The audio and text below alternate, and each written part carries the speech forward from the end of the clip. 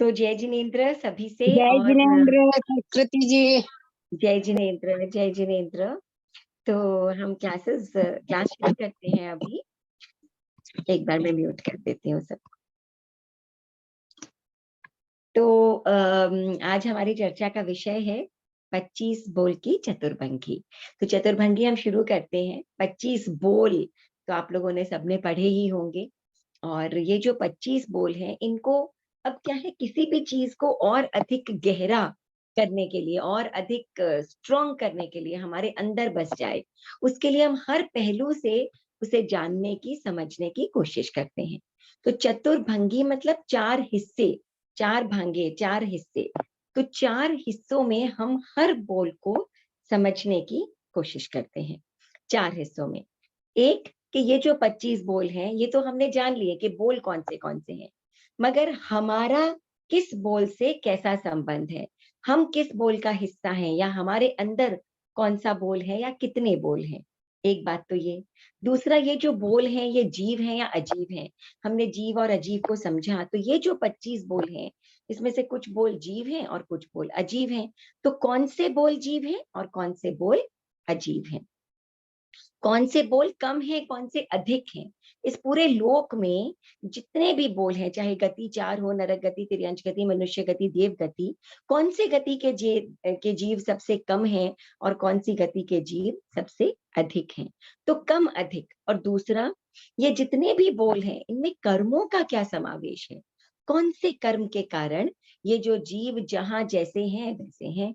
तो इन चार हिस्सों में कर्म कौन से, जीव हैं या अजीब हैं, हम में कौन से और कम अधिक कौन से, इस जरिए से हम इन 25 बोलों को और अधिक जो है वो आत्मसात करने की कोशिश करेंगे, समझने की कोशिश करेंगे। तो चलिए चतुर्भंगी की शुरुआत करते हैं और मैं स्क्रीन शेयर कर लेती हूँ आपके साथ में।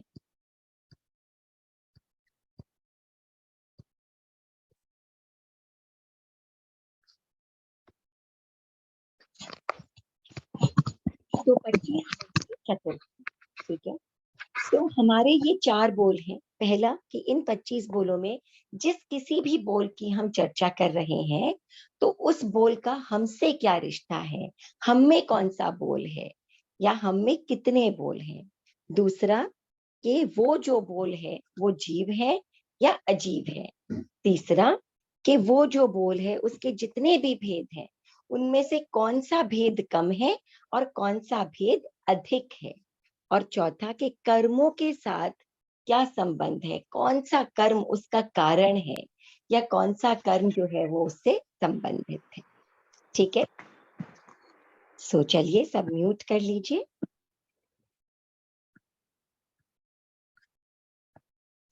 तो सबसे पहला बोल कौन सा, सबसे पहला बोल गति चार।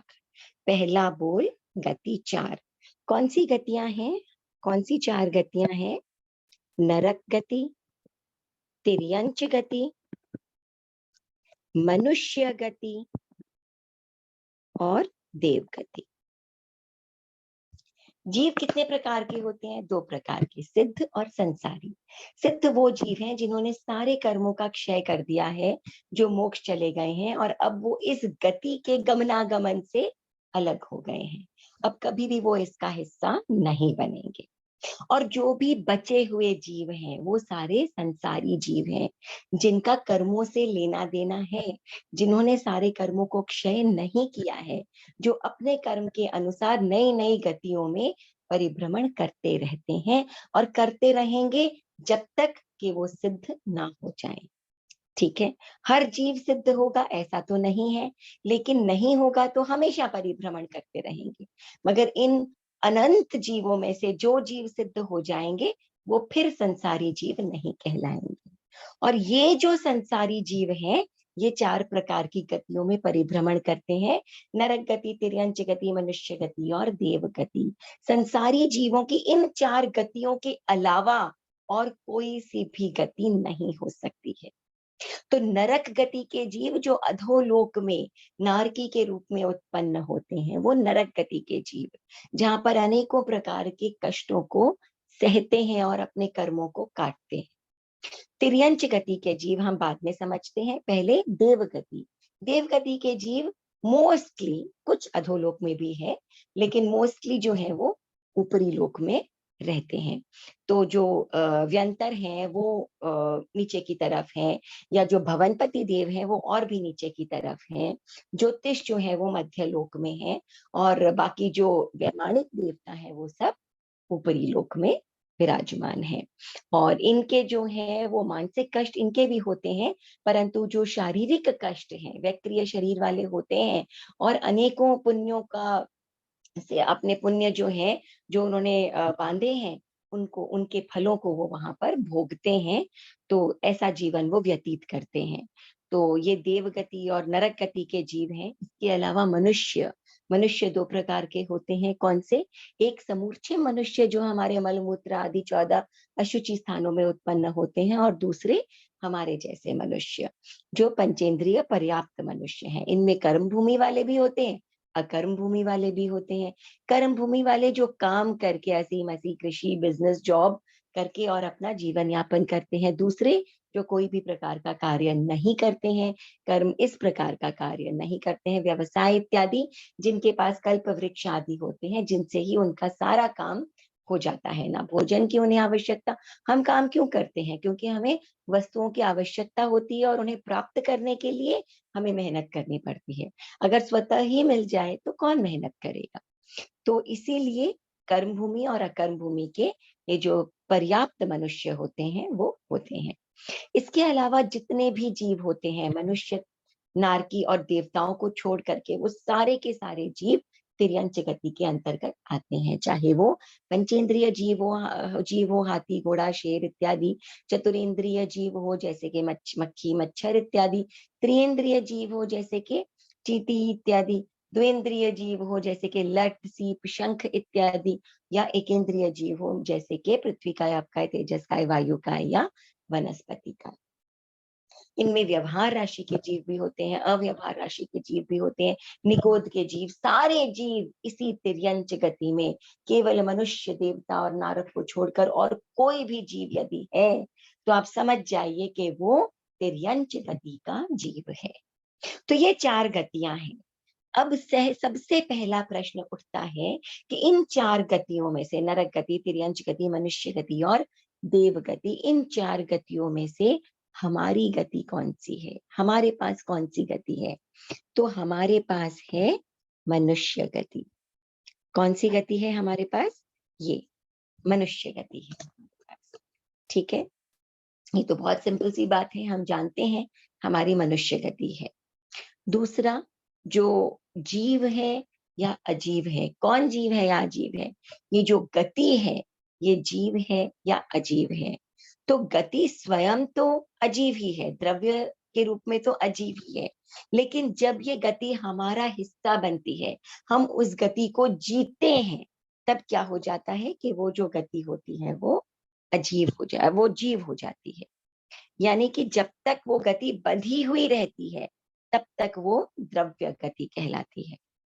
ठीक है, और जब तक वो बंधी हुई रहती है, वो केवल पौद्गलिक है, अजीब है ना, क्योंकि वो कर्म प्रकृति है। अगले भाव का भाव की आपने गति बांध ली, तो जब तक वो बांध ली या बंधी हुई है, तब तक वो क्या है? कर्म रूप में पड़ी है। और कर्म क्या है? पौद्गलिक है। और कर्म पौद्गलिक है, कर्म पुद्गल है, अजीब है। इसीलिए द्रव्य गति क्या है? अजीब है। लेकिन जब वो गति उदय में आती है, आप जब उस गति को जीते हैं, है ना, जब प्राणी उस गति को भोगता है, तब वो भाव गति बन जाती है, आपका हिस्सा बन जाती है वो गति, तब वो जीव हो जाती है। इसीलिए द्रव्य गति अजीव और भाव गति जीव। ठीक है, अब कौन सी गति के जीव सबसे कम हैं और कौन सी गति के जीव सबसे अधिक हैं? तो सबसे कम इस लोक में मनुष्य गति के जीव हैं, और सबसे अधिक जो है वो तिर्यंच गति के जीव हैं। अब ये जो नारक हैं, ये असंख्य जीव हैं, असंख्य नरक के जीव हैं, देवगति के जीव भी असंख्य हैं, मनुष्य के जीव भी असंख्य हैं, लेकिन इनमें भी तीनों में मनुष्य गति के जीव सबसे कम है। सबसे कम है। देवता और नरक देवता भी मनुष्य से बहुत ज्यादा है। और सबसे अधिक कौन से हैं? तिर्यंच गति के जीव, क्योंकि ये असंख्य नहीं अनंत जीव हैं, अनंत का एक जीव है। और क्यों? क्योंकि वनस्पति काय की अपेक्षा, और वनस्पति काय की अपेक्षा भी क्यों? देखिए, वनस्पति काय के अंतर्गत ही निगोद के जीव आते हैं। कौन से निगोद के जीव आते हैं? अव्यवहार राशि वाले भी, व्यवहार राशि वाले भी। अव्यवहार राशि वाले जो निगोद के जीव हैं, व्यवहार राशि वाले, जैसे कि काई और जमीकंद इत्यादि, इनमें रहते हैं। और अव्यवहार राशि के जीव जितने भी हैं, जो अभी तक यूज में नहीं आए हैं, जिन्होंने अभी तक परिभ्रमण सीमा नहीं शुरू किया, केवल वनस्पति काय के अंतर्गत ही बार बार परिभ्रमण करते रहते हैं। 4 गतियों का परिभ्रमण जिन्होंने शुरू नहीं किया है, केवल एक ही गति में घूमते रहते हैं, वो जीव, अव्यवहार राशि वाले जीव भी वनस्पति काय के अंतर्गत आते हैं। और ऐसे जीव अनंत अनंत अनंत है, अकूट खजाना है, कभी ना समाप्त होने वाला जीवों का खजाना है। इसीलिए सबसे अधिक क्या हो गया? सबसे अधिक हो गए तिर्यंच गति के जीव, और सबसे कम हो गए मनुष्य गति के जीव। ठीक है, तो ये हो गए कौन से कम और कौन से अधिक। कौन से कर्म के उदय से जीव जो है वो गति को, किसी भी गति को प्राप्त करता है? नाम कर्म के उदय से जो 8 कर्म है, ज्ञानावर्णीय, दर्शनावर्णीय, वेदनीय, मोहनीय, आयुष्य, नाम, गोत्र, अंतराय, इस नाम कर्म के उदय से जीव किसी भी गति को बांधता है या किसी भी गति को प्राप्त करता है, नाम कर्म के कारण। तो ये जो अशुचि स्थानों से, जो मलमूत्र इत्यादि से, जो ये 14 अशुचि स्थानों से जो छोटे छोटे समूर्छिम मनुष्य पैदा होते हैं, ये वास्तव में क्या है? जीव ही तो पैदा होते हैं। तो हम इन्हें मनुष्य क्यों कहते हैं? कुछ और क्यों नहीं कह सकते? जो अपर्याप्त अवस्था में 3.5 पर्याप्तियों में मर जाते हैं, इन्हें हम मनुष्य क्यों कहते हैं? क्योंकि भगवान ने बताया, फरमाया कि इनके भी मनुष्य नाम कर्म का उदय है, इनके भी मनुष्य नाम कर्म का बंध हुआ है, और इसीलिए ये जीव भी मनुष्य गति के अंतर्गत आते हैं। तो नाम कर्म के कारण किसी भी गति का बंध होता है। तो ये हो गए हमारे, मैं 1 मिनट ये कंप्लीट करूं, फिर आप प्रश्न पूछिएगा, ठीक है? तो ये हो गई गति 4, नरक गति, तिर्यंच गति, मनुष्य गति और देव गति, ठीक है? और हमारी मनुष्य गति, तो द्रव्य जब तक बंधी रहती है गति, तब तक अजीब, जब हम उसे भोगते हैं तो जीव, जो कि भाव गति कहलाती है। सबसे कम मनुष्य और सबसे अधिक तिर्यंच गति के जीव वनस्पति के कारण। और नाम कर्म, नाम वो कर्म है जिसके कारण गति का बंध और गति का भोगना होता है। किसी भी पर्टिकुलर गति का बंध नाम कर्म के कारण होता है, ठीक है? अब इससे रिलेटेड आपके जो भी प्रश्न है आप पूछ सकते हैं, फरमाइए। जो वातावरण में पूरे जीवों से खचाखच भरा हुआ है, वो जी, किस गति के जीव आते हैं? ये सारे जितने भी जीवों से खचाखच भरा हुआ है, ये सब एकेंद्रीय जीव हैं। और उनमें भी जो अव्यवहार राशि के जीव हैं, अव्यवहार राशि के जीव हैं, उनसे पूरा खचाखच लोक का एक एक हिस्सा भी, एक सुई की नोक जितनी जगह भी खाली नहीं है, वो भरा हुआ है। तो ये सभी प्रकार के जीव हैं इनमें, लेकिन लोक खचाखच इन अनंत का एक अव्यवहार राशि के जीवों से भी भरा हुआ है। इसके अलावा तो दूसरे तिर्यंच जीव में भी हैं। आएंगे, सॉरी, तिर्यंच में आएंगे। ये ये सब तिर्यंच तिर्यंच, गति के हुए सब ना। तिर्यंच गति, सब तिर्यंच। देखिए यहाँ पर जो पृथ्वी काय, अप काय, तेजस काय, वायु काय के जीव हैं, वो भी लोक में हैं। परंतु जो खचाखच हम कहते हैं ना कि अव्यवहार राशि के जीव भरे हुए हैं, है ना, ये जो जीव हैं, ये सब वनस्पति काय के अंतर्गत आते हैं। तो ये सब क्या है? तिर्यंच गति के अंतर्गत आते हैं। और जो इसी हमको कारण आंखों से सबसे दिखाई अधिक भी नहीं तिर्यंच, देते हैं, वो भी जीव उसी में है। जो दिखाई नहीं देते वो सारे जीव उसी में, हाँ, जो हमारी हिंसा और हमारी दृष्टि का विषय नहीं है, वो सारे जीव वनस्पति का है, और इसी कारण से तिर्यंच गति के अंतर्गत गिने जाते हैं, ठीक है सर, थैंक यू। है ना? और कोई प्रश्न इस पहले बोल से रिलेटेड? नहीं? ओके, चलिए, तो अब हम बढ़ते हैं अपने दूसरे बोल की तरफ, जाति 5। ठीक है, मैं 1 मिनट वापस आप सबको म्यूट कर दूं।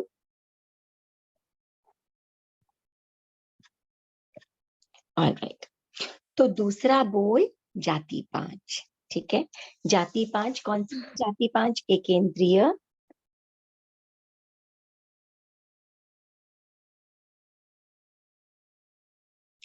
द्विंद्रिय, त्रिंद्रिय,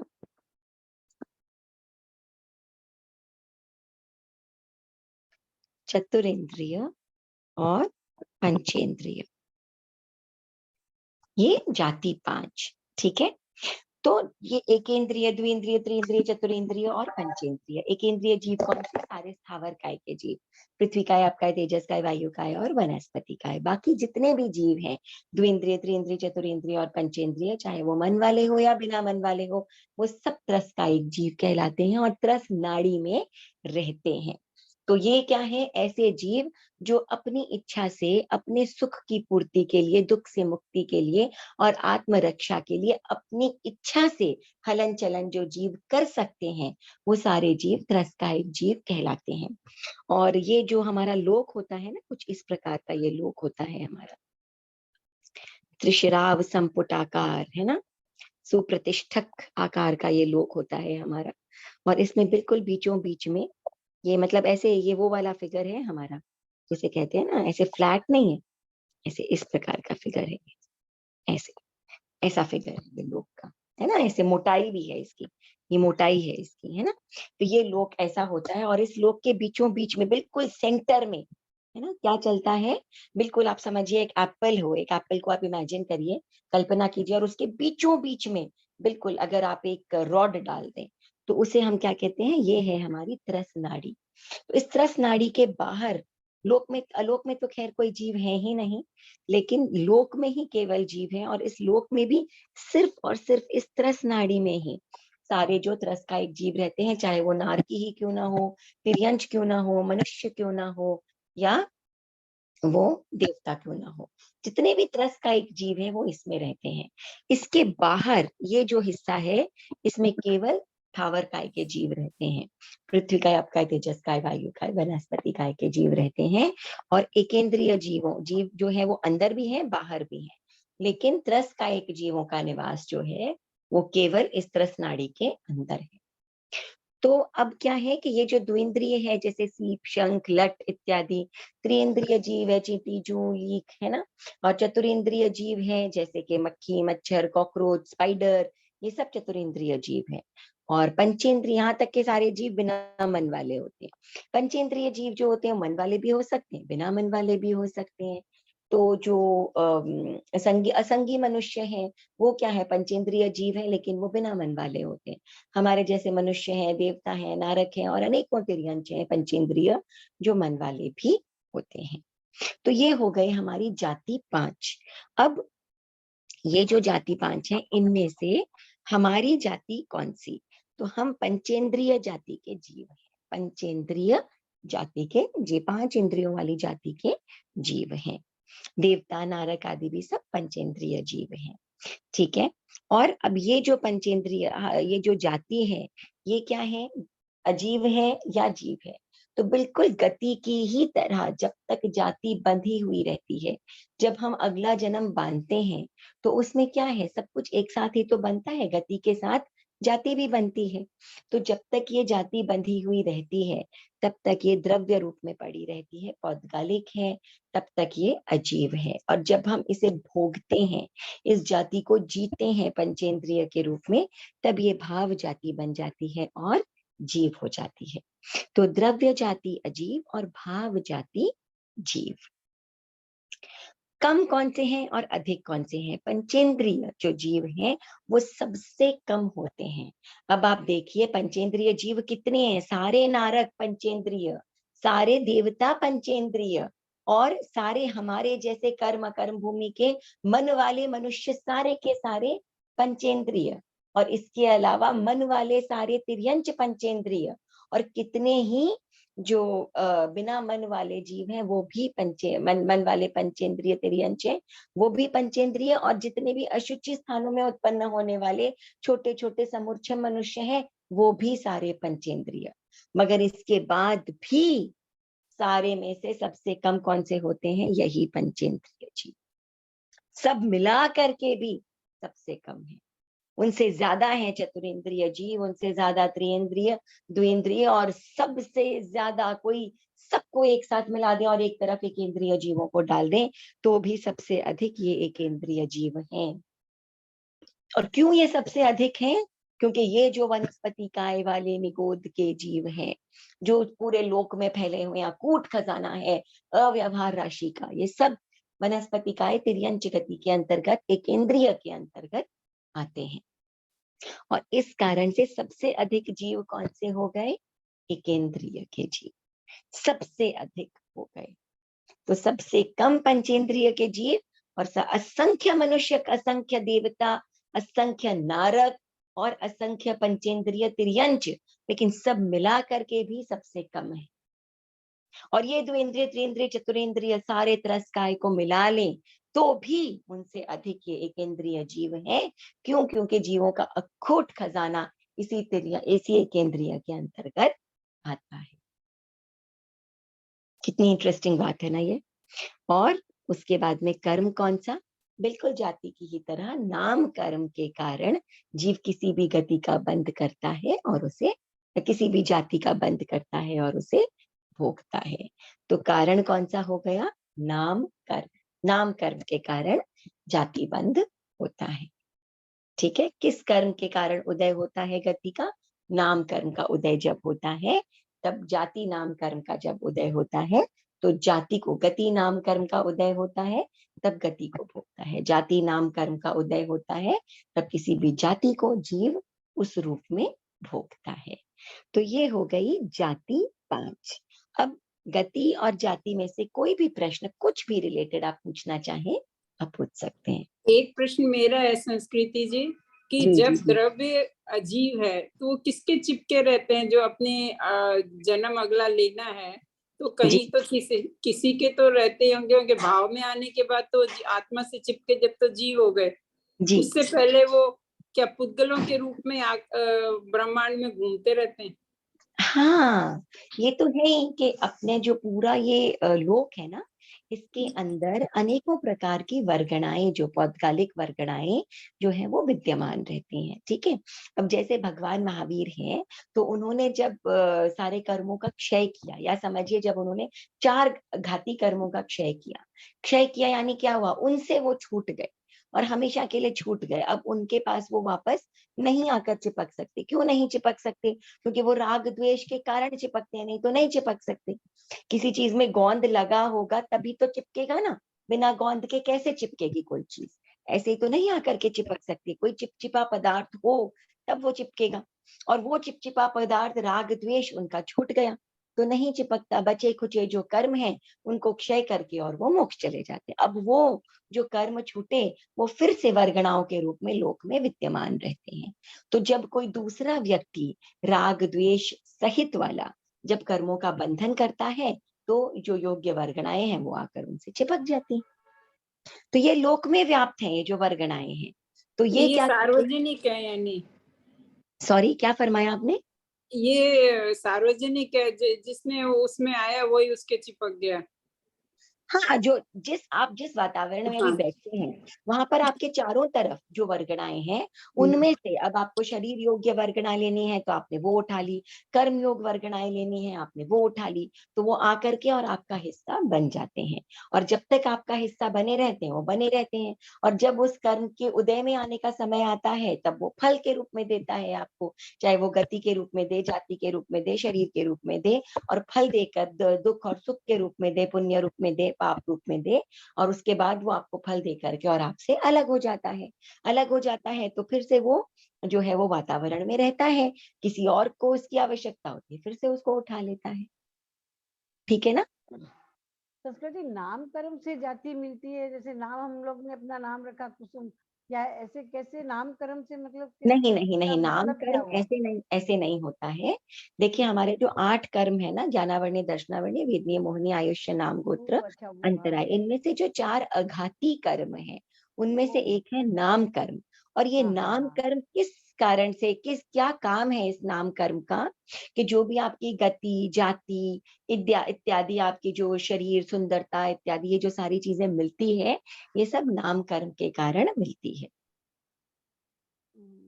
ठीक है ना? तो ये हाँ, हर एक कर्म का अलग अलग, वैसे तो कर्म एक ही है, लेकिन वो जिस रूप में फल देते हैं, कर्म चिपक गए, लेकिन कर्म जिस रूप में फल देंगे, है ना, उसके कारण हमने उन्हें अलग अलग हिस्सों में बांट दिया है ना। जो ज्ञान पर पर्दा डालेगा वो ज्ञानावरणीय। हाँ जी, नामकरण की वजह से हमको मतलब पंचेंद्रिय जाति मिलती है, कभी दो इंद्रिय बिल्कुल बिल्कुल, नाम कर्म के हम ऐसे कर्म बांधते हैं जो कि हमें पंचेंद्रिय के रूप में आगे जन्म देता है, या आगे हमें वो जन्म मिलता है।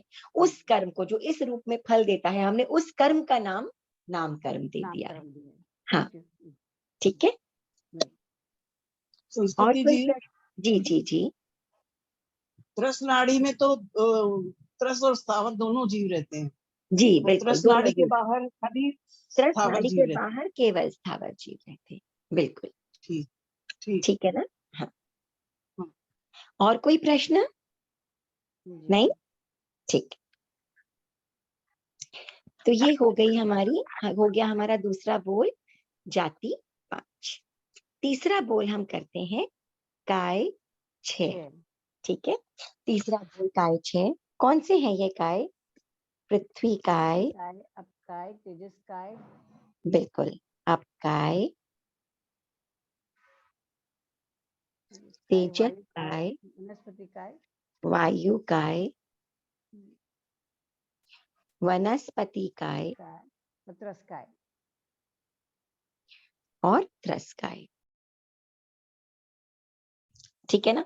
तो पहले के ये जो 5 है, पृथ्वी काय, आप काय, तेजस काय, वायु काय, वनस्पति काय, ये सारे स्थावर काय हैं, एकेंद्रिय जीव हैं जो संपूर्ण लोक में व्याप्त होते हैं ना। और त्रस काय जीव कौन से हो गए? द्विंद्रिय, त्रिंद्रिय, चतुरेंद्रिय और पंचेंद्रिय। तो गति की अगर हम बात करें तो नारकी के जो जीव होते हैं वो सारे त्रस्कायिक, देवता जो होते हैं वो सारे त्रस्कायिक, है ना। तिर्यंच जो होते हैं उनके अंदर स्थावर काय के अंतर्गत पृथ्वी काय, अपकाय, तेजस काय, वायु काय, वनस्पति काय, ये हो गए स्थावर काय। और बाकी के जो है वो त्रस्कायिक, द्विंद्रिय, त्रिंद्रिय, चतुरेंद्रिय, पंचेंद्रिय, सारे त्रस्कायिक जीव। मनुष्य जो होते हैं वो सारे त्रस्कायिक होते हैं, चाहे वो समूर्छिम हो और चाहे वो मन वाले हो, बिना मन वाले हो या मन वाले हो, सभी त्रस्कायिक जीव होते हैं। ठीक है। अब ये जो त्रस्कायिक, और त्रस्कायिक का मतलब मैंने आपको बताया ही कि त्रस्कायिक कौन से होते हैं, ऐसे जीव। तो स्थावर काय कौन से? जो स्थिर रहते हैं, स्थावर काय, जो अपनी इच्छा से हलन चलन, हम देखते हैं कि हवाएं चलती है, लहरें भी चलती है, लेकिन ये उनके अपने हाथ में नहीं होता उन जीवों के। ठीक है, ये वातावरण के गर्मी सर्दी इत्यादि मौसम के कारण ये बदलाव आता है, परंतु ये उनके अपने हाथ में नहीं होता। त्रस्कायिक जीव को, जी फरमाइए। हाँ, मुझे ये पूछना था, वो समुच्चय जी त्रस्काय होते हैं क्या? हाँ, जो समुच्चय मनुष्य होते हैं ना, ये भी हाँ, हाँ। त्रस्कायिक होते हैं, ओके ओके, कृतज्ञ। ये भी त्रस्कायिक जीव होते हैं। ठीक है ठीक जी। ओके। तो वो तो त्रस्कायिक हलन जीव, चलन करते ही नहीं है ना दीदी, वो तो क्योंकि उनकी वो तो अपर्याप्त अड़ते हैं, वो अवस्था में तो सांस लेने से सांस आती है तो फिर तो वो खत्म ही हो जाती है, उनकी तो मृत्यु वैसे हो तो हलन जाती है। चलन होता नहीं है बिल्कुल उनका, है नहीं कर पाते हैं, लेकिन वैसे फिर तो भी हलन वो चलन करते नहीं है। नहीं कर पाते हैं, क्योंकि वो पर्याप्त हाँ पूर्ण करें उसके हाँ, पहले पर ही उससे उनकी पहले मृत्यु हो जाती उनकी है मृत्यु ना। हो जाती है। तो हाँ, किसी की तो फिर मृत्यु भी हो वो जाना त्रस एक में ही बात आते हैं फिर। जी, अच्छा लेकिन अच्छा फिर भी वो त्रस्काय में आते हैं, है ना। तो किसी भी जीव को आप समझिए, कोई मनुष्य है वो स्पैस्टिक भी है ना, वो स्पैस्टिक है, उसके अच्छा हाथ पांव चलते नहीं है, वो अपनी मर्जी से हिल डुल नहीं सकता। एक आदमी कोमा में चला गया है ना, वो कुछ भी नहीं कर पा रहा है, कर ब्रेन सकता, डेड हो हाँ गया है, लेकिन उसके बाद भी वो त्रस्कायिक जीव त्रस पाई है ना, है ना। ठीक, तो थैंक हाँ त्रस्कायिक थैंक जीव है, चाहे वो उसका इस्तेमाल कर रहा है कि नहीं कर पा रहा है वो अलग बात है, लेकिन कैपेसिटी में है ना, उसकी योग्यता में है। अब वो बिना पूर्ण हुए मर गए वो जीव, एज नियमानुसार मर जाते हैं, लेकिन है वो त्रस्कायिक जीव ही। कोई जीव कोमा में चला गया या स्पैस्टिक है, लेकिन वो है त्रस्कायिक जीव ही। ठीक है। तो जो त्रस्कायिक जीव है वो ऐसे जीव हैं जो अपनी इच्छा से, योग्यता जिनके अंदर होती है, ऐसे नाम कर्म का जिनमें उदय होता है, जो अपनी इच्छा से अपनी सुख प्राप्ति, दुख मुक्ति और आत्मरक्षा के लिए हलन चलन जीव कर सकते हैं। ऐसे जीव त्रस्कायिक जीव कहलाते हैं। द्विंद्रिय से लेकर के और पंचेंद्रिय तक के सारे जीव जो है वो त्रस्कायिक जीव कहलाते हैं। अब हमारी कौन सी काय है? हम भी त्रस्कायिक जीव है ना? हम भी त्रस्कायिक जीव है, क्योंकि हम पंचेंद्रिय हैं, मनुष्य हैं, त्रस्कायिक जीव हैं। और ये जो जीव होते हैं, ये तो जीव होते हैं ना, त्रस्कायिक जीव, ये जीवों की ही हम बात कर रहे हैं, इसीलिए ये क्या होते हैं? ये जीव ही होते हैं। ठीक है, जीव तो जीव ही होंगे, और क्या हो सकते हैं, है ना? गति जाति बंधी हो सकती है, लेकिन जीव तो जीव ही होंगे ना। त्रस्कायिक जीव, वायुकायिक जीव, ये जीवों की हम बात कर रहे हैं, तो वो जीव ही हैं। अब सबसे कम कौन से हैं? त्रस्कायिक जीव। तो मैंने क्या बताया था कि द्विंद्रिय, त्रिंद्रिय, चतुरेंद्रिय, बिना मन वाले पंचेंद्रिय और मन वाले पंचेंद्रिय, यानी सारे देवता, सारे नारक, सारे दो प्रकार के कर्म भूमि, अकर्म भूमि, और उनमें भी जो समूर्छे में वो सारे मनुष्य, और इन स्थावर काय को छोड़ करके सारे तिर्यंच, इनको सबको आप मिला लो तो भी ये जो सारे त्रस्कायिक जीव होते हैं, ये क्या है कि एकेंद्रिय जीवों से कम होते हैं। और उन एकेंद्रिय जीवों को भी अगर हम एक साथ सबको एक तरफ कर दें और वनस्पति काय के जीवों को एक तरफ कर दें, तो वनस्पति काय के जीव अनंत गुना अधिक हैं, क्योंकि ये जो निगोद के अव्यवहार राशि के जो जीव हैं, ये अनंत जीवों का अखूट खजाना लोक में कभी ना खत्म होने वाला भरा हुआ है, और वो सारे जीव वनस्पति काय के अंतर्गत आते हैं। तो वनस्पति काय के जीव सबसे अधिक और त्रस्काय के जीव सबसे कम। ठीक है, और ये जो जीव जो है वो पृथ्वी कायिक बनता है, या वनस्पति कायिक बनता है, या त्रस्कायिक बनता है, ये भी कौन से कर्म के कारण बनता है? नाम कर्म के उदय के कारण, नाम कर्म के बंध के कारण ये जो जीव, कोई भी कायिक जीव बनता है वो बनता है। तो कर्म कौन सा हो गया? फिर से यही नाम कर्म।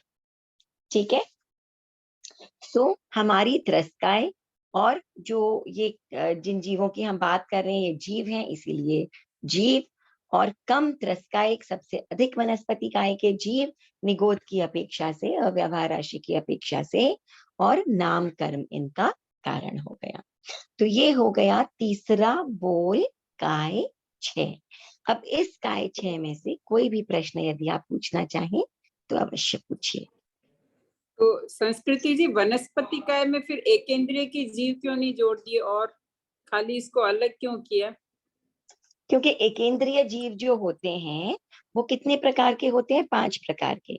पृथ्वी काय, जल काय, अग्नि काय, वायु काय और वनस्पति काय के जीव, ये सारे एकेंद्रिय के जीव हैं। ठीक है, तो इन एकेंद्रिय जीवों को हम सबको एकेंद्रिय बोल रहे हैं, लेकिन ये सारे, ये जो चारों प्रकार के जीव हैं, इनको अगर हम एक साथ ले लें, ठीक है, और अकेले वनस्पति काय को एक साथ ले लें, तो भी ये चारों मिला करके भी इनसे अनंत गुना अधिक वनस्पति काय के अकेले के जीव। क्यों? क्योंकि जो अव्यवहार राशि के जीव हैं वो सब वनस्पति काय के अंतर्गत आते हैं, वो पृथ्वी काय, आप काय, तेजस काय, वायु काय के अंतर्गत नहीं आते हैं। ठीक है ना? लोक में जो अनंत जीव भरे हैं वो भी क्या फिर वनस्पति काय के माने जाते हैं? हाँ, लोक में जो, देखिए क्या होता है ना, ये यहाँ पर एक कंफ्यूजन बिल्कुल भी आप मत करिए। देखिए 2 प्रकार के जीव, जो जीव होते हैं ना सिद्ध संसारी, हम संसारी जीवों की बात करते हैं। हाँ। ठीक है, जो संसारी जीव है वो 2 प्रकार के होते हैं। एक होते हैं अव्यवहार राशि के जीव, हाँ। और एक होते हैं व्यवहार राशि के जीव, है ना? व्यवहार हाँ। का मतलब होता है यूज में आना, ठीक है, एंड नॉट इन यूज, जो यूज में नहीं आते हैं वो अव्यवहार राशि के जीव है। तो ये यूज में आना, नॉट यूज में आना, ये क्या चीज है ना? नॉट यूज में आने का मतलब है कि अभी तक वो सिर्फ अपनी ही उस गति में जीते मरते, जीते मरते, जीते मरते, जीते मरते जा रहे हैं, वो कभी भी इस रास्ते पर यहाँ से निकल करके और वो इस रास्ते में आएंगे, इस व्यवहार राशि में घुसेंगे, इस राशि में घुसेंगे, तब जाकर के वो कभी नरक गति, कभी तिर्यंच गति, कभी मनुष्य गति और कभी देव गति में उत्पन्न होंगे। जब तक कोई जीव अव्यवहार राशि में रहता है, तब तक वो केवल अपनी ही इस राशि में पैदा होता रहता है, मरता रहता है, पैदा होता रहता है, मरता रहता है, पैदा होता रहता है, मरता रहता है। ठीक है, तो ये तो हाँ पूरे जी लोग में बोलिए। जो फैले हुए हैं, तो अपना मतलब एनी टाइम वनस्पति काय के स्पर्श होता ही रहता है फिर तो व्यवहार पर राशि के हमारे जीवों से। उन्हें हमारे स्पर्श से कोई फर्क नहीं पड़ता है, वो ना हमारी तो हिंसा का स्पर्श तो विषय होता है। है। हाँ, पर उससे क्या फर्क पड़ता है? हर जगह, कण कण में, हर जगह व्याप्त है। ऐसी कोई आपकी बॉडी के अंदर भी है आपकी, मगर फिर भी कोई फर्क नहीं पड़ता है। ऐसे अनंत जीव इस बॉडी के अंदर भी है, क्योंकि सुई के नोक जी की जितनी जगह भी खाली नहीं है। इसका मतलब क्या है कि अंदर बाहर हर जगह है ये जीव। इस प्रकार के जीव तो सब तरफ है ना, लेकिन इनके और हमारे बीच में रिलेशनशिप नहीं है। हम इनकी हिंसा नहीं कर सकते, हम इन्हें देख भी नहीं सकते। ठीक है, ओके। तो संस्कृति जी आलू वगैरह में तो अव्यवहार हाँ, राशि के जीव थोड़ी नहीं, होते आलू हैं। वगैरह में अव्यवहार राशि के जीव नहीं व्यवहार है ना, होते हैं। वनस्पति अपने ये यूज सब करते व्यवहार हैं। राशि के जीव। हाँ, तो जो निगोद के जो जीव है ना, एक इसमें भी कंफ्यूजन मत करिए। निगोद के जो जीव है ना, ये भी दो प्रकार के जीवों को निगोद के जीव कह दिया है। ठीक है, एक निगोद के जीव वो हैं जो अव्यवहार राशि के जीव है, इनको भी हम निगोद के जीव कहते हैं। हाँ, वो और सूक्ष्म दूसरा बात है तो एक शरीर में अनंत जीव जो रहते हैं, उनको भी हम निगोद के जीव ही कहते हैं। मगर एक शरीर में अनंत जीव जो रहते हैं, जैसे कि प्याज लहसुन आदि के जीव हैं, वो व्यवहार राशि के निगोद के जीव हैं।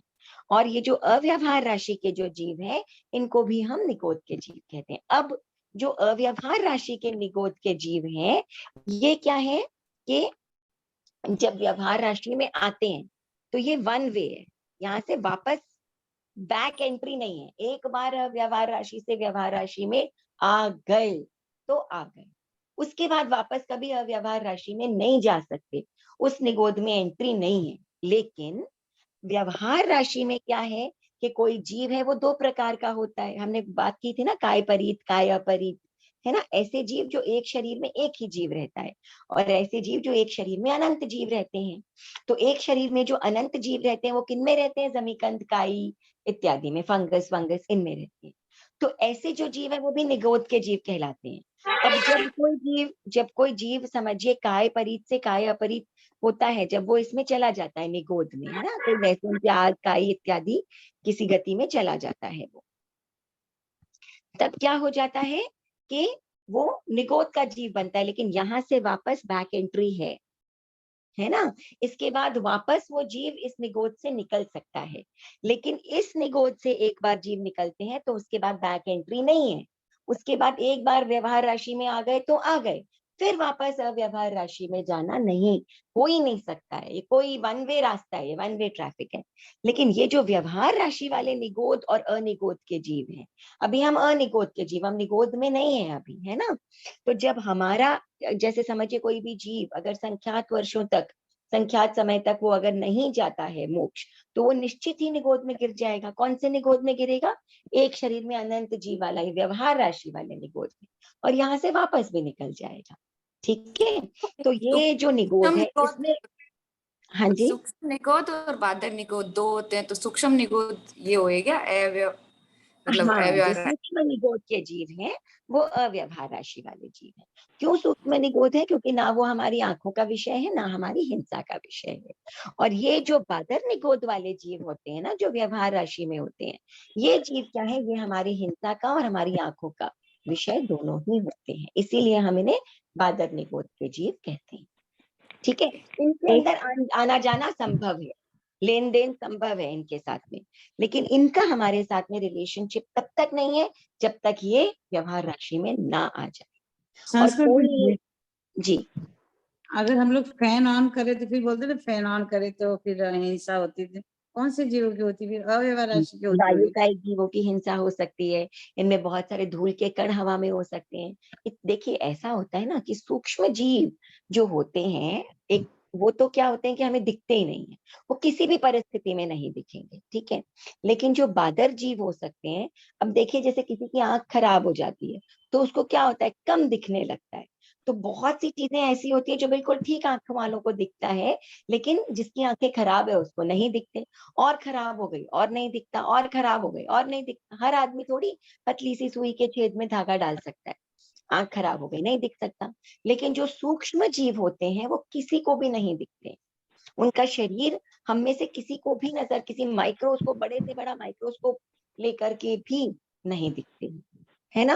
और ये जो झुंड में भी नहीं हिंसा का दिखते, त्याग, अकेले भी नहीं दिखते। हाँ हम उनकी हिंसा का त्याग कर सकते हैं कभी? हाँ, आप उनकी हिंसा कर ही नहीं सकते, त्याग करने में क्या बुराई है, कर लीजिए। आप में हिंसा के भाव तो आ ही सकते हैं ना। जो हिंसा यस, होती है वो तो मन वचन काय से होती है। हो सकता है आपके मन में भाव आ जाए कि जो ये सूक्ष्म जीव है इनकी मैं हिंसा करूं। आप शरीर से तो नहीं कर सकते हैं, लेकिन आप हाँ, मन से तो कर ही सकते हैं ना, मानसिक हिंसा तो हो ही सकती है। तो हिंसा का त्याग लेने में क्या बुराई है, वो तो ले ही सकते हैं, ओके ओके ठीक है ना। Okay, thank you. हाँ, एक क्वेश्चन मेरा था कि जी जो अव्यवहार राशि के जीव है ये तो वायु काय में भी होते हैं, मतलब हवा में भी होते नहीं हैं। नहीं, ये पूरे वातावरण में होते हैं, लेकिन हाँ, इन जीवों में आगमवाणी कहती है कि इन जीवों में जो गुण है, या जिस अच्छा, नाम जिस कर्म का उदय है ना, जिस नाम कर्म के उदय से ये जीव अव्यवहार राशि में रहते हैं, वो हाँ हाँ, वनस्पति काय के अंतर्गत आते हैं। Okay, thank you. ठीक है। तो हाँ, सारे के बिल्कुल सारे ये बिल्कुल, जो अव्यवहार राशि वाले सूक्ष्म निगोद के जीव हैं, ये सारे वनस्पति काय के अंतर्गत आते हैं। ठीक है, ठीक है। Thank you. हाँ, जय और जिनेन्द्र कोई भाई। प्रश्न? जी जय जिनेन्द्र। हाँ भाई मैं यही पूछा, आपने कहा समुच्चय मनुष्य के जो जीव है वो त्रस्ताय के होते हैं। हाँ हाँ, वो तो त्रस्तायिक होते हैं। हाँ, हाँ त्रस्ताय, हाँ तो हाँ समुच्चय जीव भी त्रस्ताय होते हैं।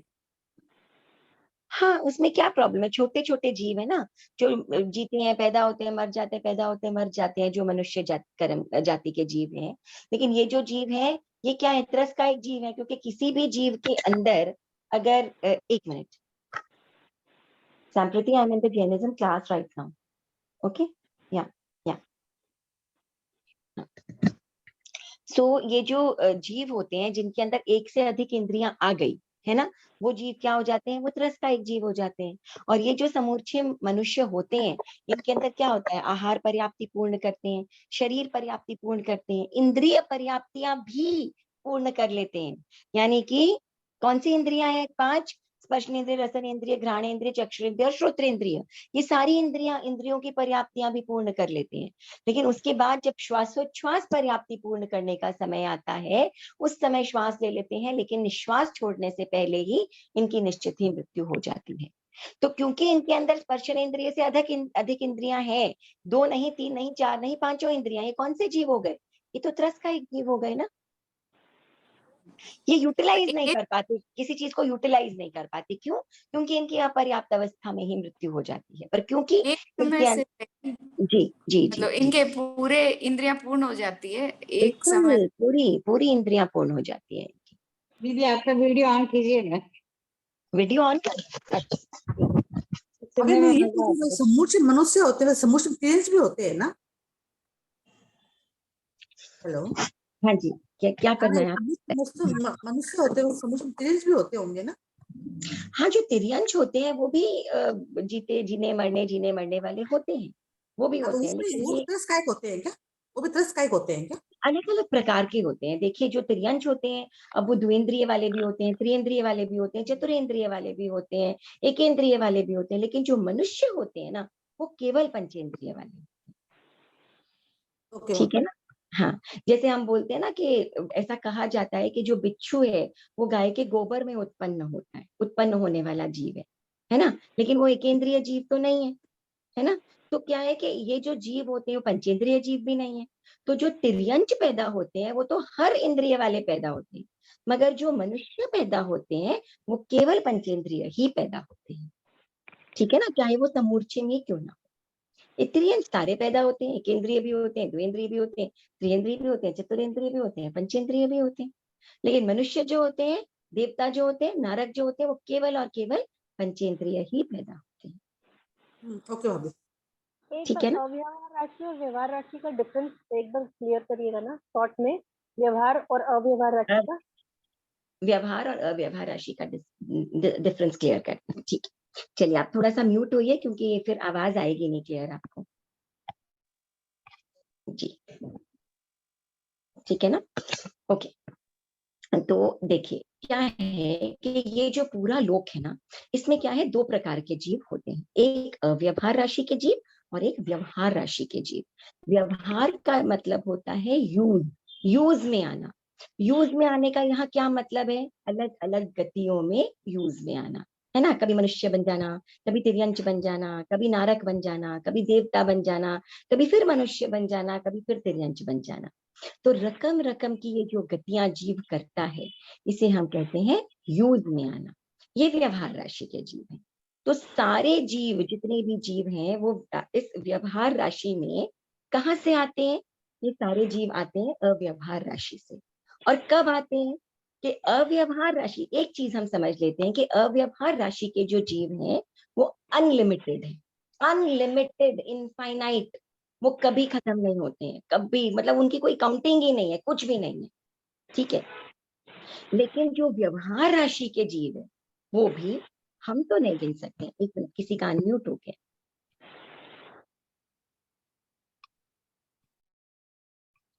लेकिन जो व्यवहार राशि के जीव है वो हम तो नहीं गिन सकते हैं। क्यों? क्योंकि इनके अंदर कितने, आप देखिए, अनंत निगोद के जो जीव हैं वो हैं, कितने देवता हैं, कितने, किसी का ना बार बार वो अनम्यूट हो रहा है। रूबी जी आपका हो रहा है बार बार। हाँ, ओके। तो ये क्या होते हैं कि ये हम तो नहीं गिन सकते, हमारे काउंटिंग का विषय नहीं है ये, है ना।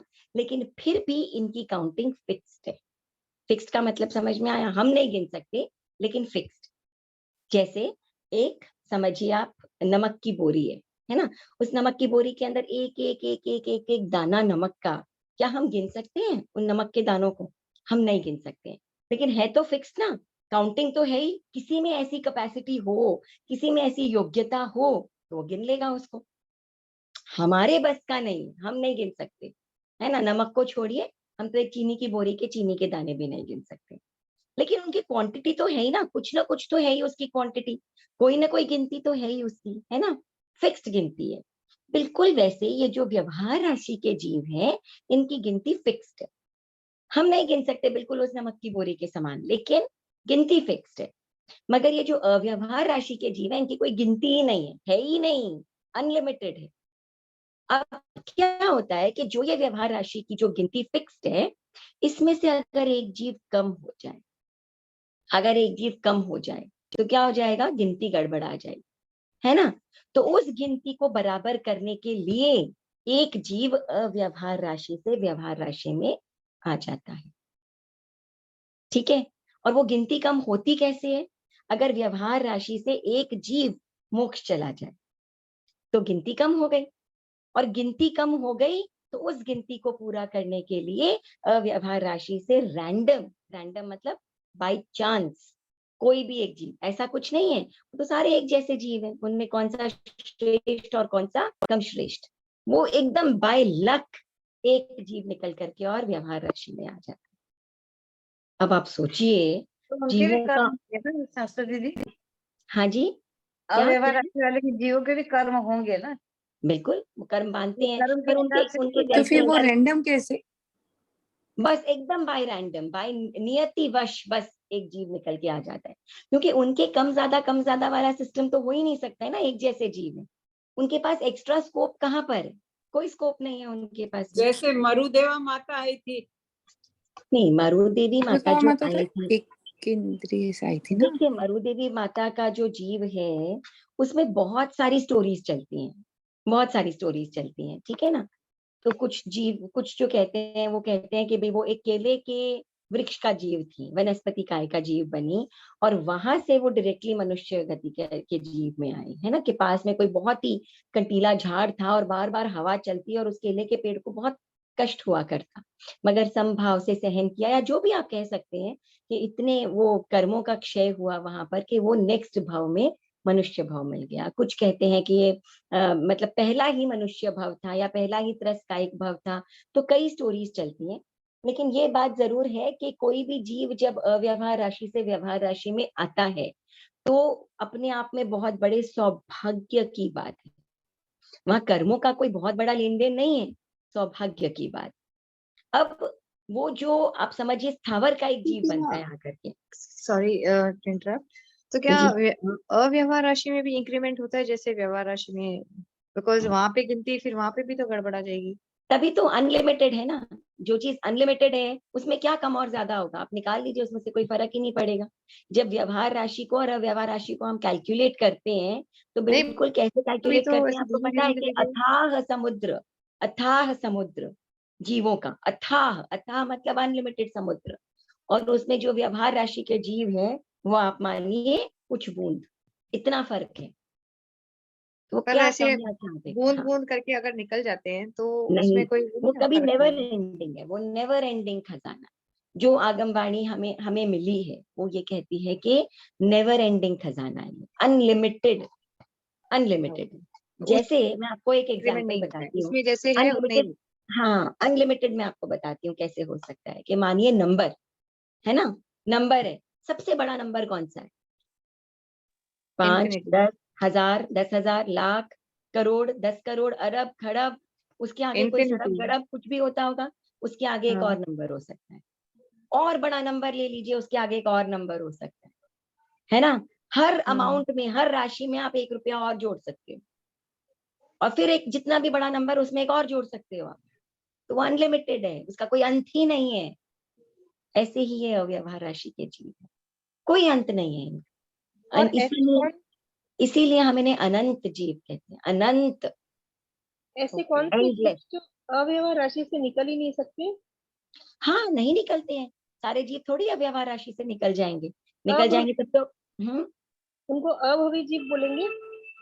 नहीं नहीं नहीं नहीं नहीं, देखिए भवी और अभवी एक अलग बात है, ठीक है। कोई भी जो जीव होता है वो उसके दो प्रकार के स्वभाव हो सकते हैं, भवी या अभवी।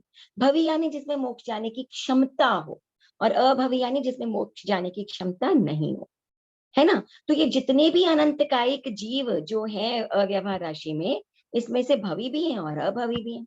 पर होने से क्या काम लगता है, हो सकता है वो कभी अव्यवहार से व्यवहार में आए ही ना, स्वभाव है पर पड़ा है स्वभाव, उसका क्या करें, है ना, है कि नहीं, राइट।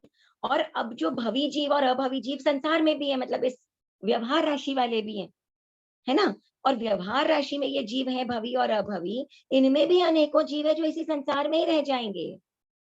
अनंत का एक भवी जीव ऐसे हैं जो अव्यवहार राशि में ही रह जाएंगे, कभी निकलेंगे ही नहीं व्यवहार राशि। और ऐसे अनेकों अनेकों जीव, मैक्सिमम जीव भवी जीव भी ऐसे हैं जो इस संसार में हमेशा, जिसे हम कहते हैं ना, रुलते रह जाएंगे। वो कभी सम्यक्त्व की प्राप्ति ही नहीं करेंगे किसी भी जन्म में, कभी भी नहीं करेंगे, कभी भी नहीं करेंगे। वो भवी होते हुए भी यही रह जाएंगे, अभवी तो रहेंगे ही, भवी भी रह जाएंगे, किस ठीक है, रीजन किस रीजन से रह जाएंगे?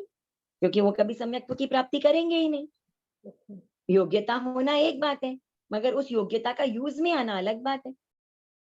तो संस्कृति जी, अव्यवहारिक के अंदर जो योग्यता प्राप्त वाले हैं उनको इधर ले लें, जो योग्यता प्राप्त वाले नहीं है उनको उधर अव्यवहारिक में भेज दें तो? पर हम तो ऐसा नहीं कर सकते ना आरती जी हमारे हाथ में नहीं है ना है ना। वो जो बेचारे दूसरे वाले हैं अभवी वाले, वो बोलेंगे भाई ये इतना स्पेशल ट्रीटमेंट क्यों भवी वालों को, हमें भी संसार में परिभ्रमण करना है। और उनकी तो इतनी इच्छा होती है संसार में परिभ्रमण करने की, उनकी 1% भी इच्छा नहीं होती कि हम इस संसार को छोड़कर कभी जाएं। उनकी इच्छा ही नहीं, ऐसा नहीं कि योग्यता नहीं होती, उनमें इच्छा भी नहीं होती। और ये इच्छा बहुत बड़ी मजेदार चीज है। देखिए हम कहते हैं कि भाई आप कैसे समझें कि आप भवी जीव हैं कि अभवी जीव हैं, तो हम कहते हैं कि चलिए भीतर झांकते हैं, और भीतर झांकने का झांक कर देखने का प्रयत्न करते हैं कि मेरी मोक्ष जाने की इच्छा है कि नहीं। अब मैं पूछूंगी आप सबसे तो आप कहेंगे बिल्कुल, तभी तो पढ़ रहे हैं, इतना स्वाध्याय कर रहे हैं, धर्म करते हैं, त्याग करते हैं, मोक्ष जाने की इच्छा तो है ही है ना। क्यों जाने की इच्छा है भाई? अनंत सुख, ये सारे दुखों से मुक्ति मिल जाएगी, कितना बड़ा आराम हो जाएगा वहां पर, है ना, जीवन मरण से मुक्ति। ना हमें कारण पता है और ना हमें कार्य पता है। हम जब तक इस संसार में रहते हैं, चाहे वो साधु ही क्यों ना हो, अनेकों रूप से हम दूसरे जीवों के कष्ट का कारण बनते हैं, है ना, चलने फिरने बोलने हिलने डुलने में। और हमें अंदर से तकलीफ होती है कि हम किसी भी जीव के कष्ट का कारण बनते हैं। और जब तक हम मुक्त नहीं हो जाएंगे, हमारा ये संबंध कष्ट वाला टूटेगा नहीं। हमसे कष्ट होता है और इसके कारण हमें कष्ट होता है, हम इससे मुक्ति पाना चाहते हैं, है कि नहीं है ना? तभी तो हम राग द्वेष रहित होंगे कैसे? हम बोलते तो हैं हम मोक्ष जाना चाहते हैं और इसीलिए हम स्वाध्याय भी करते हैं, दर्शन भी करते हैं, सेवा लाभ भी लेते हैं, तपस्याएं भी करते हैं, सब करते हैं। लेकिन भीतर से हमारे अंदर अगर बदलाव नहीं आ रहा है, तो हम वास्तव में शायद मोक्ष की आकांक्षी नहीं है। ये आकांक्षा तो तब पूरी होगी ना जब कोई स्टेप चेंज हो। एक बच्चा क्लास 1 में है और वो क्लास 10 पास करना चाहता है, तो उसको वो 2, 3, 4, 5, 6, 7, 8, 9 तो पास करना पड़ेगा या नहीं? एक आध बार डबल प्रमोशन हो जाएगा, पर फिर भी पास तो करना पड़ेगा ना उसको। सोचते सोचते कि मैं क्लास 1 में हूँ, अब मैं 10 में 10 पार कर लूंगा, ऐसे तो नहीं हो जाएगा। उन सीढ़ियों को चढ़ना पड़ेगा। और अगर हम देखते हैं हमारे जीवन में बदलाव नहीं है, जो हम कल थे आज हम वही हैं। एक सामायिक या 7 सामायिक आपने दिन में कर ली, लेकिन सामायिक के पहले और 7 सामायिक के बाद में आपके स्वभाव में कोई परिवर्तन नहीं, तो आप तो क्लास 1 के 1 में ही हो। और एक दिन ये 5वां आ रहा है, इसमें मोक्ष नहीं जा सकते, मगर सीढ़ियां तो क्रॉस कर ही सकते हैं। 9 तक जा सकते हैं, 10 में नहीं जा सकते। क्लास 9 तो पार करिए, उतना तो हम कर ही सकते हैं। सम्यक्त्व की प्राप्ति तो हम कर ही सकते हैं, कर्मों का क्षय तो कर ही सकते हैं, उस राह को कम कम तो हम कर ही सकते हैं, कितना कितना रास्ता तो हम तय कर ही सकते हैं। उस अंतिम लक्ष्य तक नहीं पहुंच सकते केवल। तो भीतर ये जानने, अगर हम ये समझते हैं हम में बदलाव आया, तो हम सोचते हैं कि हम वाकई मोक्ष जाने के इच्छुक हैं, और नहीं तो नहीं। हमारे ऊपर तो बहुत सॉलिड वाला राग द्वेष का ये जो पर्दा है ये छाया हुआ है कि नहीं? हम देखिए प्रायोरिटी क्या है आपकी। प्रायोरिटी मतलब सबसे जरूरी, सबसे इंपॉर्टेंट आपके लिए क्या है एक समय में। ये पता है, त्याग जो करना है ना, ये सबसे इजी है। ये चलते फिरते घूमते फिरते हो जाता है हमसे कि चलो मिठाई खाने का त्याग है, सेल्फ कंट्रोल है, लेकिन उसके लिए हमें एक्स्ट्रा एफर्ट एज सच नहीं करना पड़ता। लेकिन जहां भी एक्स्ट्रा एफर्ट की बात आती है ना, हम चूज करते हैं, है ना, कि अरे अभी तो टाइम नहीं है, आजकल तो सामायिक हो ही नहीं पा रही है, क्या करें, इतना वो कुछ है। बंधा ले लिया तो अलग बात है ना? नहीं तो अगर हमारे ऊपर छोड़ दिया जाए तो हम बिल्कुल लास्ट में रख देंगे इसको। रख देंगे कि नहीं, है ना? आज क्लास नहीं हो सकती, आज क्लास नहीं हो पाएगी, क्यों? क्योंकि आज समय नहीं है, आज दूसरी चीज ज्यादा इंपॉर्टेंट हो गई। ये लास्ट है हमारे लिए, तो मोक्ष भी लास्ट में ही आएगा। अगर ये आपकी प्रायोरिटी है ना, कि ये चीज मेरे लिए सबसे जरूरी है, इसके आगे सारी चीजें गौण, इसके आगे मैं कुछ नहीं कर सकती, किसी की शादी भी नहीं अटेंड कर सकती, कुछ भी नहीं अटेंड कर सकती, ये मेरे लिए प्रायोरिटी है, तो मोक्ष आपकी प्रायोरिटी है। चाहते तो मोक्ष है, लेकिन सुख मिलते ही उधर दौड़ जाते हैं। दौड़ जाते हैं, सुख भी क्या दुख भी, हर चीज। तो हम अपने अंदर झांक करके सिर्फ इस प्रश्न का उत्तर नहीं कि मोक्ष जाना चाहते हैं कि नहीं, हम वास्तव में मोक्ष के पथ की तरफ बढ़ने की कोशिश भी कर रहे हैं कि नहीं। केवल सामायिक में बैठ जाने से तो नहीं समता भाव आ जाएगा ना। ये रोजमर्रा के जीवन में हम क्या बोलते हैं, संथारा, जो अनशन की हम बात करते हैं, जीवन भर हमने अपने अंदर कोई भी समता का भाव नहीं रखा, है ना, अपने अंदर अहिंसा का भाव नहीं रखा, और हम सोचते हैं कि बिल्कुल लास्ट मोमेंट में ऐसा कुछ हो जाए। ये तो नहीं, हमारी ये पूरा जीवन का लेखा जोखा है। साल भर जो पढ़ाई करेंगे वैसा ही लास्ट में रिजल्ट आएगा। कोई बच्चा फर्स्ट आ जाता है, कोई बच्चा फेल हो जाता है। क्लास में तो सारे ही बच्चे हैं, बिल्कुल वैसे ही सामायिक तो सारे लोग कर रहे हैं, है ना। लेकिन कोई व्यक्ति ऐसा, एक व्यक्ति का वर्षी तप या मास खमन भी उतनी निर्जरा वाला नहीं है जितना कि एक व्यक्ति के 1 घंटे का जो त्याग है वो हो सकता है भोजन का। सारे भावों पर आधारित है, सारा भावों का खेल है। भावों के साथ निर्जरा है, वरना क्या है। और ये तो आप अपने भीतर ही झांक सकते हैं, कोई दूसरा नहीं झांक सकता। हम कितने पानी में, ये सिर्फ और सिर्फ हम देख सकते हैं। तो ये बार बार अपने अंदर ना ये अंकन करना कि मुझ में बदलाव कितना आया। और जब ये सामने आती है कोई चीज ना, जब परिस्थिति सामने आती है, उस समय अगर आपको हिट करने लग जाए, स्ट्राइक करने लग जाए कि नहीं ये जो है वो सही और ये जो है वो गलत, ये मैं नहीं करूं, तो ये तो डेफिनेटली बदलाव आ गया। अब रास्ता प्रशस्त हो गया और अब मतलब वास्तव में आप में मोक्ष को प्राप्त करने की इच्छा है, तो हम भवी जीवी होंगे, वरना तो कोई गारंटी नहीं। दीदी जिज्ञासा दीदी, जी इसकी रिकॉर्डिंग मिलेगी क्या? हाँ हाँ बिल्कुल रिकॉर्डेड है ये, ओके, बिल्कुल थैंक यू। रिकॉर्डेड है। हाँ जी। जय जिनेंद्र संस्कृति जी। ऐसे ऐसे हुआ कि ऐसे तो अपने ऐसे लगता है कि अपने सिद्ध भगवान के ही प्रति ज्यादा आभारी है कि वो जब मुक्त हुए तो अपने को निगोज से निकलने का मौका मिला।